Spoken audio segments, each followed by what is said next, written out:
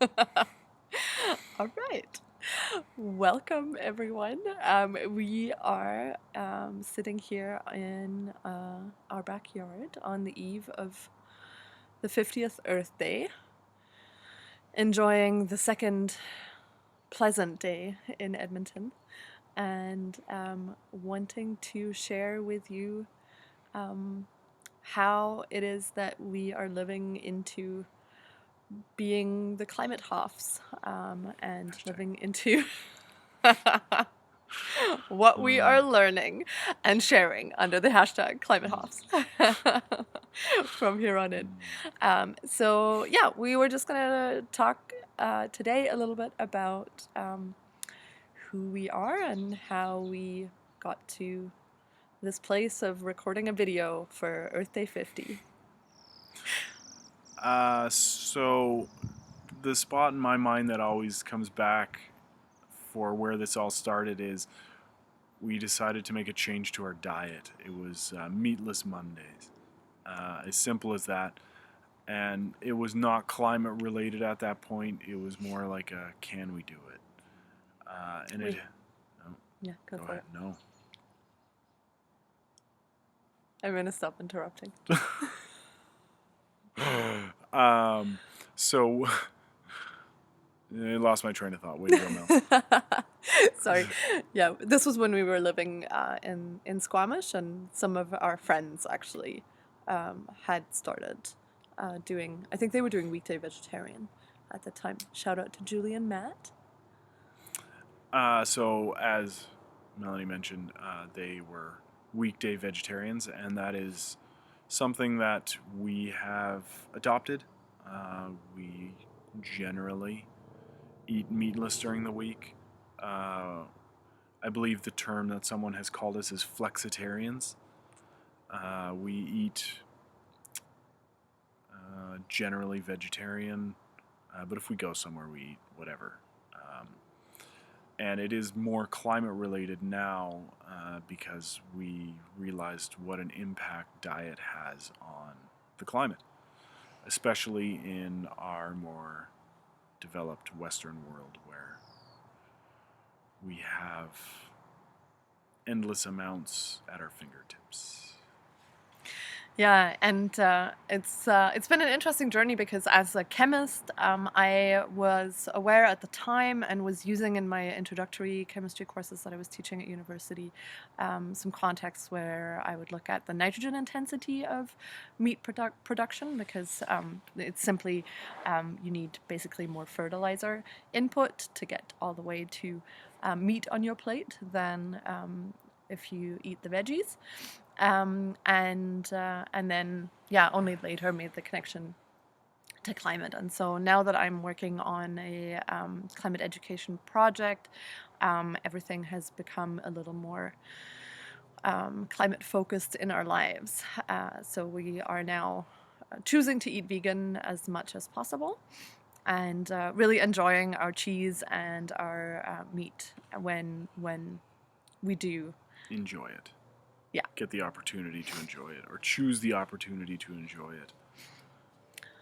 And so diet has been one big part. I have always had an interest in renewable energy. I'm a materials chemist by training and was always interested in looking at ways to make those technologies better. And so on the roof behind us is our solar photovoltaic system, kindly supported by the province of Alberta and the city of Edmonton with the wonderful programs that have existed. The city of Edmonton still will support your solar installation.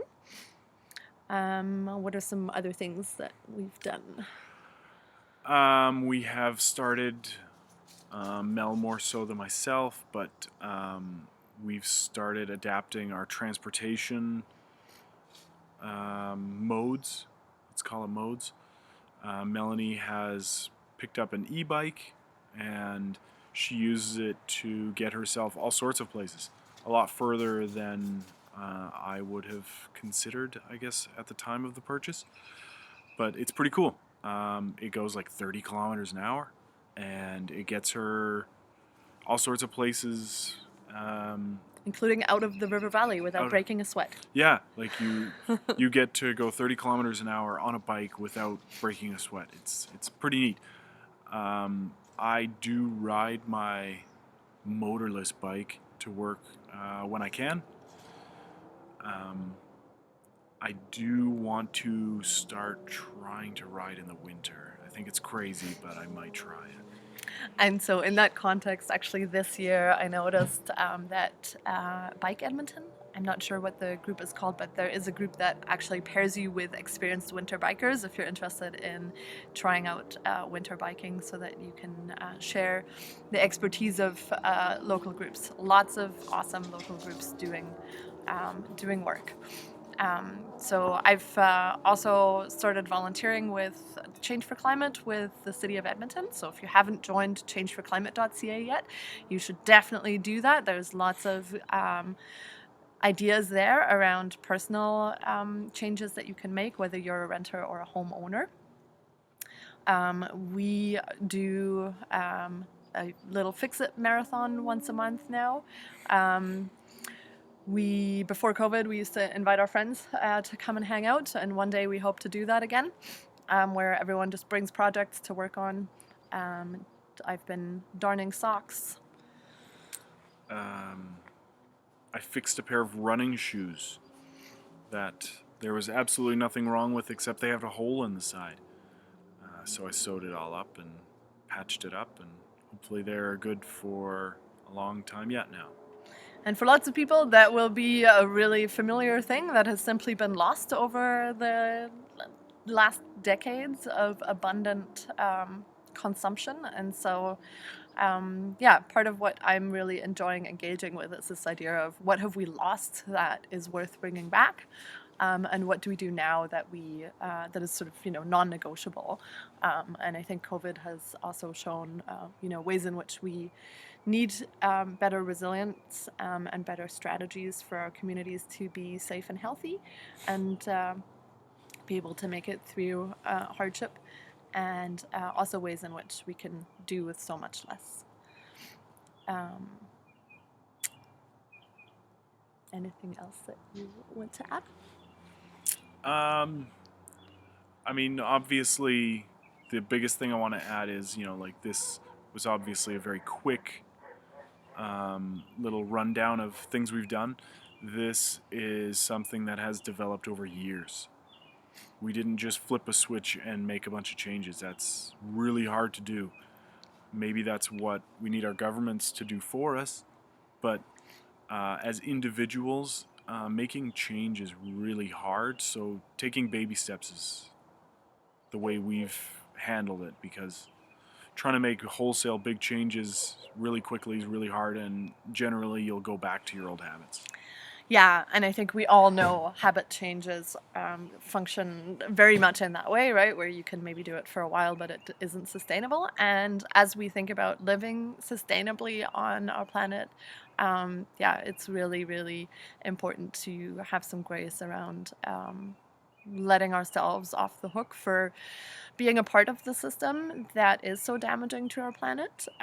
Being a part of the system doesn't mean that we have to remain forever uncritically a part of it.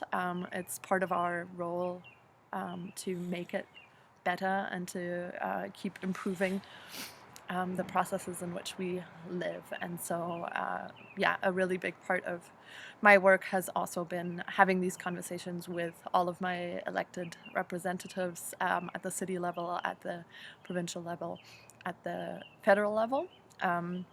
And people have been really receptive to having these conversations around how we go forward. And so if you want a little more information around that, definitely go to changeforclimate.ca. Do check out their blog, where you'll find a link to my work with the King's Centre for Visualization in Science, where we put out a climate solutions simulation that you can play with to take a look at what the impact of different activities is on a global level. It's all focused around depolarizing this conversation so that we can come together around the fact that we all value life and love our families and want a good future. And so with that, that work will take you into Project Drawdown, and so there you'll find all the solutions that your heart may wish to explore, and we'll be sharing more of that work through the Climate Hoff going forward. So see you soon.